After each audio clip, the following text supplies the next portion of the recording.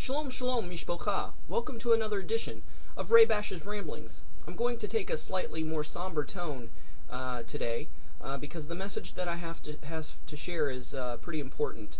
It's one of encouragement.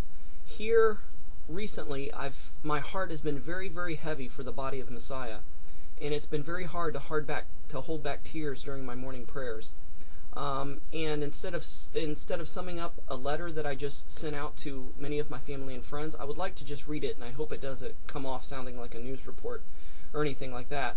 But it would be hard to condense what is said in the letter and to bring it out in the same way on the video. So if you'll permit me, I'll read it.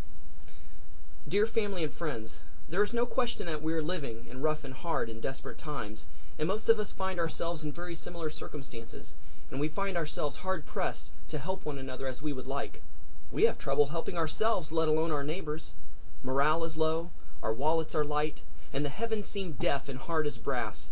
Some have given up, are giving up, or are thinking about giving up. We find ourselves in dire situations. We see no relief and wonder why. What makes it worse is that we do not even seem to see others being helped. At least that would give us hope that our deliverance might be right around the corner. A blanket of desperation and futility lay heavily upon the body of Messiah right now. We wonder if God hates us, has given up on us, or even some of us are afraid to admit that we've been thinking and that we may believe that He's never been there at all.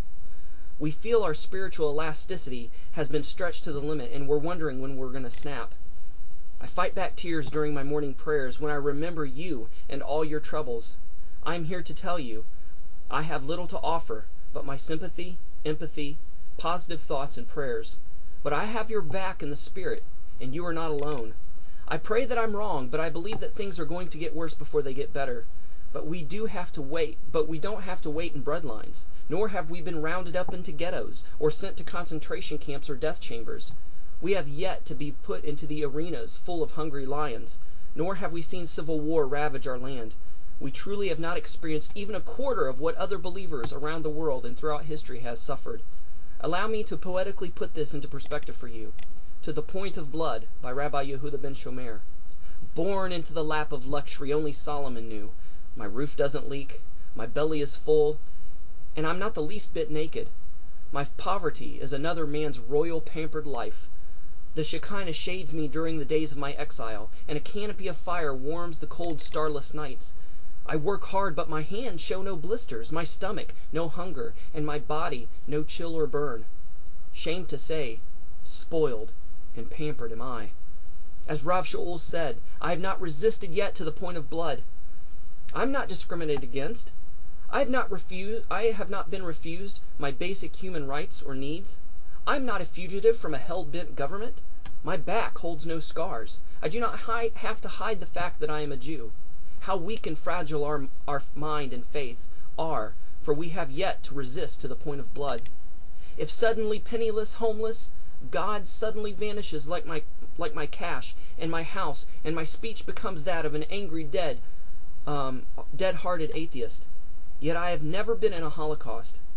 I have never been through an Inquisition. No pogrom has ever broke down my door. What is a slighted word compared to a house reduced to cinders? A spray can scrawl on a wall compared to a Jew hanging from a noose. Yet I am shaken. The Jews of Nazi Germany, the Jews of India, Iran, Iraq know of these things. I have only read about the Jews of Nazi Germany, the Jews in India, Iran, and Iraq know things that I have only read about, and God is just as visible to them as scars they bear. I have never risked my life by wearing tzitzit. I have never had to hide my Torah studies. Yet to some Jews, they risk their lives by performing even the most mundane mitzvah. They are bruised but not broken. They are cast down but not defeated. I, however, am a fat and ungracious rabbi among a scattered and fat and ungracious people. We have not resisted to the point of blood. Now back to the letter. But for believers who went through these things, either went to glory or lived to see their redemption in better days, and it was up to them if they came out on the other side better or bitter because of it. We are truly blessed beyond our understanding. Yes, things are bad, but at the same time, we do not fully realize how good we have it. I am here to plead that you hang on. Do not let go of the edge of the cliff, only seconds before your breakthrough comes. We are not promised sunshine and roses in this world. In fact, Messiah Yeshua told us to expect persecution, hard times, which is nothing compared to the bliss of eternity. The scriptures tell us that those who endure to the end will be saved.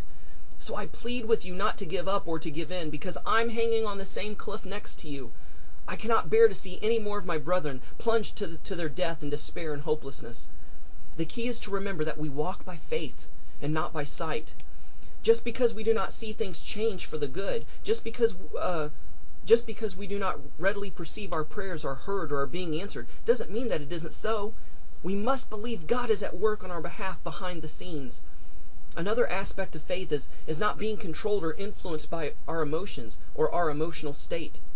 Jeremiah tells us that our heart, the seat of our emotion, is the most deceitful and deceptive thing about us. Therefore, we cannot impose our emotional state upon spiritual matters and thus allow them to manifest as despair and desperation in this world, which makes us want to throw in the towel. Hang in there. Press on. Do not give up, for you are not alone.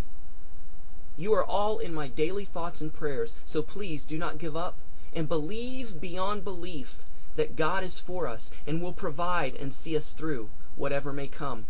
With much love, prayers, and concern. Shalom and Shavua Tov Mishpacha.